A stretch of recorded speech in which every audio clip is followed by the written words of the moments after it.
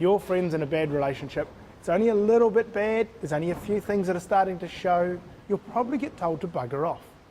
The reality is when you step into helping a domestic, you'll probably get told, nah, you got no idea what you're talking about, he's cool.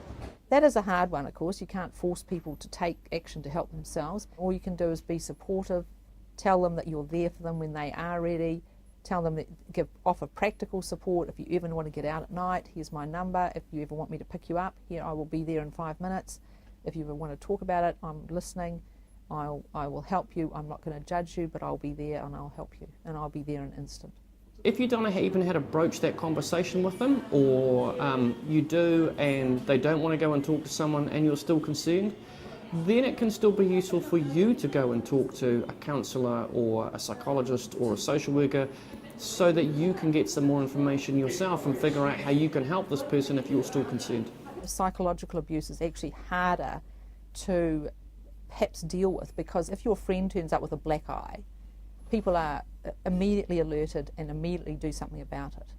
If your friend turns up and they have lost their confidence, they have withdrawn, they feel they just can't operate, don't sleep, that's very common, where they are living in a sort of a state of constant anxiety, that is violence, and nobody should have to put up with it.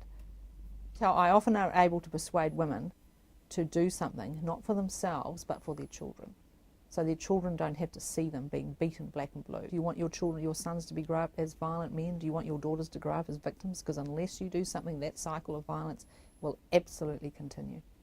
If you're the person watching this now and you have concerns about someone else, then you have to push past that natural tendency, which is to be passive, and you have to do something. You have to talk to the person, you have to intervene, you have to ask them if they're okay, and you have to help them to get to someone who can help. It is the most natural thing in the world for human beings just to passively stand there with a head full of doubts, not knowing what they should be doing, and do nothing. And then afterwards everybody feels guilty and they think, I should have, I could have. You don't want to be that person afterwards. If you're watching this now and you've got concerns, don't wait for someone else. Don't wait. You do it. You have to be the one that steps forward and does something now.